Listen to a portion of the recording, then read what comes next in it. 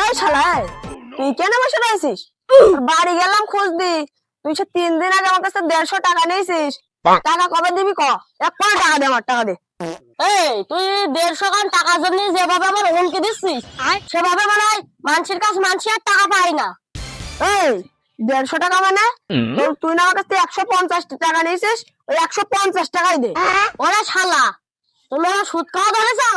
ওই তুমি 150 টাকা পাবা, ওই 150 টাকাই দেবো, 1 টাকা আমি বেশি দিতে পারবো না।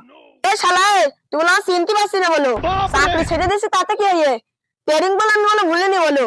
তুই 150 টাকা দিয়ে তাই এখান থেকে যাবি, তোর টাকা নিয়ে আমি সুদ দিতে পারবো না। তুই যা দেখে 10 মিনিট দেখে আমি কেন লোক ডাকবো? তুই সুদ খাচ্ছিস, 1 টাকা সুদ দিতে পারবো না। এ শালা তো মরিস তো, ওই যেতে ভাই যাচ্ছে, ওই সুন্দর কেন শোক। কি হয়েছে ভাই, ঝামেলা করছো কেন? শোনো ভাই, এই তুই থাম, ভাইয়ের সাথে আমি কথা বলবো। এই শালা আমার 150 খান টাকা দিয়েছে, এখন শালা আবার সুদ খাবে। এই খোকা, এই এই বয়সে তুই যে সুদ খাচ্ছিস, এই সুদ খাওয়া ধরিস না হারাম? এই কাহিনী কেন, সুদ খাওয়া ধরেছিস কেন আবার? শোনো তাহলে চাচা, তুমি বুঝতে পারলে না চাচা, এর টাকা হাজার দিতে আমি 150, এখন বলছে আমার 150 টাকা দেবে। ওরে হে সমুদ্রের ছেলেরা, ওরে 150 টাকা কি আর 150 টাকা কি, ওই দুইটা তো একই। তুই পাগল নাকি?